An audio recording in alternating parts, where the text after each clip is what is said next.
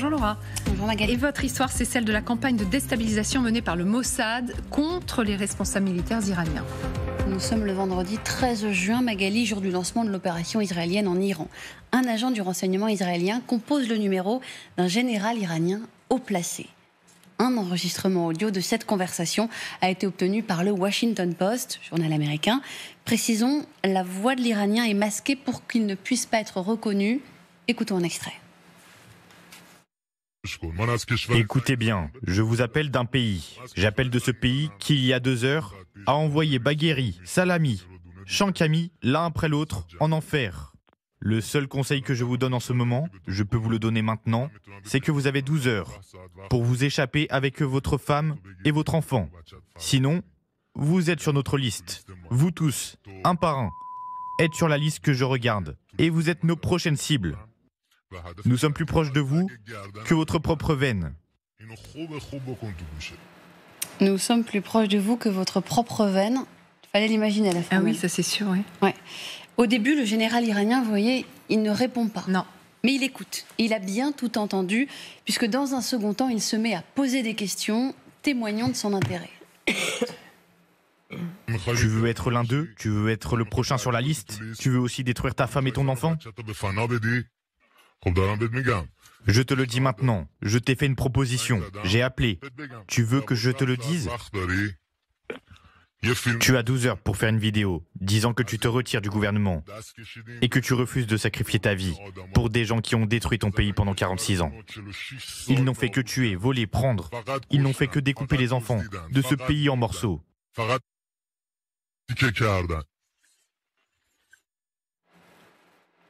Je vais t'envoyer un identifiant télégramme.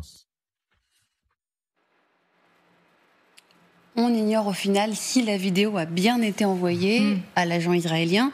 Et le général, joint par téléphone, serait toujours en vie, d'après le Washington Post. Et alors, à quoi servait là, cette opération-là? À intimider, à perturber, à semer la peur parmi des personnalités de second et troisième rang, décritent les sources du journal américain. Il faut se rappeler le contexte de cette journée quand même. À l'aube de ce vendredi 13, regardez, ce sont plusieurs têtes des gardiens de la Révolution, le bras armé du régime, qui venaient d'être tués par les services israéliens. Parmi eux, Hossein Salami, le chef de ces gardiens de la Révolution depuis 2019, mais aussi un de ses généraux les plus gradés, Gholam Ali Rachid, le commandant de la force aérospatiale et le chef d'état-major des armées, Mohammad Bagheri. L'objectif était de rendre plus difficile pour Khamenei, qui contrôle la politique de sécurité nationale iranienne, de pourvoir les postes des personnes tuées par Israël, écrit le Washington Post. Est-ce que ça a fonctionné? Difficile de savoir, puisqu'évidemment, l'Iran ne communique pas sur ces difficultés, c'est le moins qu'on puisse dire, et que quelques heures seulement après la mort d'Hossein Salami, le chef des gardiens de la Révolution, le nom de son successeur était annoncé par le guide suprême. Idem pour le chef d'état-major des armées. Le remplaçant du chef de la force aérospatiale, lui, avait été annoncé, souvenez-vous, dès le lendemain. Les contacts du Washington Post ont cependant assuré aux journalistes que Khamenei avait rencontré des difficultés dans ses nominations, car les gradés les plus sérieux n'avaient plus très envie d'y aller. Les dirigeants de second rang, censés hériter des postes et remplacer ceux qui ont été éliminés, sont terrifiés, écrit le Washington Post, citant l'une de ses sources. Et certains, faut bien le dire, avaient raison, puisque mardi dernier, l'armée israélienne annonçait avoir tué le général, regardez, Ali Shadmani, qui dirigeait le commandement militaire d'urgence iranien depuis 4 jours seulement, en remplacement du général Gholam Ali Rachid, tué dans la première nuit de frappe. Et il y a eu donc ces coups de fil. Est-ce qu'il y a eu d'autres tentatives d'intimidation? Oui, d'après le Washington Post, certains hauts responsables iraniens ont reçu des lettres d'avertissement glissées sous leurs portes. D'autres n'ont pas reçu un appel, mais plusieurs appels, certains via leurs épouses. Ils savent parfaitement qu'ils sont transparents, que nous les connaissons, que notre capacité de pénétration de leurs services est de 100%, explique un responsable israélien dans les colonnes de ce même Washington Post. Petite précision, la conversation que je viens de vous faire écouter était initialement en persan, puisque des membres des services de sécurité israéliens parlent, on le sait, la langue des Israéliens. Exactement, oui. Général, je vous voyais écouter attentivement Laura. Rien de nouveau sous le soleil pour vous? Alors, je dirais qu'on dit publiquement ce qu'on fait certainement dans certaines occasions. Ouais. Quand on fait la guerre, on l'a fait. Et quand on est sur un régime politique qu'on veut déstabiliser, on va essayer d'influencer, de manipuler, de désorienter, de recruter des membres finalement de cet establishment. Moi, très honnêtement, ça ne me choque pas. Ça fait partie de l'art de la guerre. Alors c'est pas le côté moral, effectivement, c'est pas beau. Et je suis certain que beaucoup s'offusqueraient de ce genre d'attitude. On dirait non, nous on fera jamais ça. Soyons sérieux. On a un objectif, ou dans ce cas-là, il y a un objectif, c'est de déstabiliser le régime d'en face. Et on a beaucoup parlé du régime change. Et à un moment donné, il faut bien trouver des gens qui veulent bien y aller et leur faire comprendre que peut-être, si on les recrute, s'ils sentent le vent tourner, que peut-être on les soutiendra dans leur action. Donc il faut trouver les zones de faiblesse des personnes qui éventuellement pourraient prendre le manche, effectivement, pour faire tomber les mollahs. Donc finalement, il y a différents moyens. Alors effectivement, tout ce qu'on a entendu, c'est pas très moral, je le répète, mais la moralité, à un moment, dans ce genre de situation, je pense qu'on peut parfois s'en affranchir. Surtout, c'est pour la justesse de la cause. Et, oui, pour vous, la justesse de la cause, on le sait là. Oui. Pourquoi ça ? Alors, c'est une enquête du Washington Post, mais qui a réussi à obtenir certains documents là, audio confidentiels. Donc, on se doute que c'est Tsahal qui essaye aussi de le faire savoir. Oui, Israël, en partageant ce type d'informations, envoie aussi un message urbi et torbi. Mais puis, finalement, ce pays, depuis des années, montre que il faut combiner de la précision, de la connaissance, y compris aujourd'hui avec les moyens technologiques les plus avancés, ce qu'Israël est capable de faire, mais également avoir de l'intelligence en termes de renseignement humain, d'influence, de recrutement, de menaces, de chantage, ça a été évoqué. Et c'est vrai que le Mossad, quand on voit ce qui a été fait au Liban sur le Hezbollah ces derniers mois, ce qui est fait là sur le cas iranien et ce qui est partagé dans cette enquête, montre bien que ce n'est pas que de la connaissance technologique ou de surveillance à distance, c'est vraiment du corps à corps parfois, auprès des proches, auprès des familles.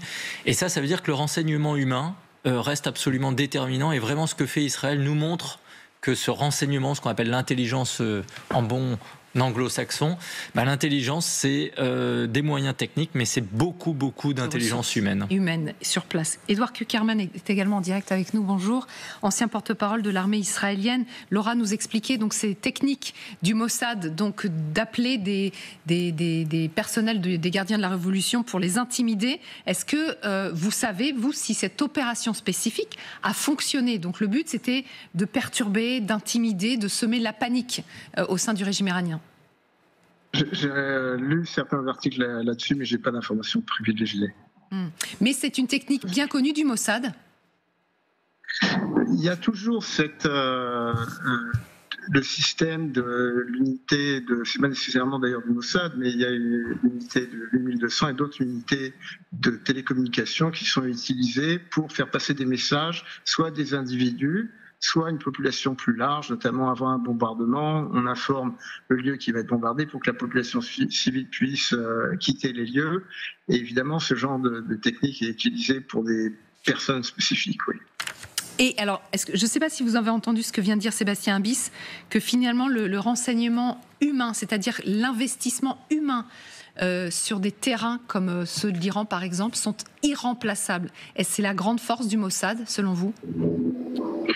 Oui, et puis en plus, c'est un terrain propice par rapport à l'Iran parce qu'il y a la grande majorité de la population iranienne qui sont contre le régime des mollahs. On estime entre 80 et 90%. Donc il est plus facile d'obtenir une coopération que dans des régions où le peuple, comme par exemple dans la bande de Gaza, où le Hamas contrôle bien sa population. Effectivement, donc c'est plus simple avec le régime des mollahs en Iran que dans la bande de Gaza. C'est ce que vous venez de nous dire. Oui. Dans ces échanges, on sent que la pression est mise sur ces personnels du gardien de la Révolution. Est-ce que ça fait partie d'une guerre ? C'est-à-dire que la guerre, pour vous, se joue à différents niveaux. Il y a les bombardements, il y a les frappes, les assassinats ciblés, et puis ces coups de téléphone qui peuvent peut-être permettre à certains de fuir un régime, par exemple. L'objectif de l'armée israélienne et du gouvernement était défini dès le début, c'est-à-dire la destruction de l'infrastructure nucléaire et la destruction des missiles balistiques.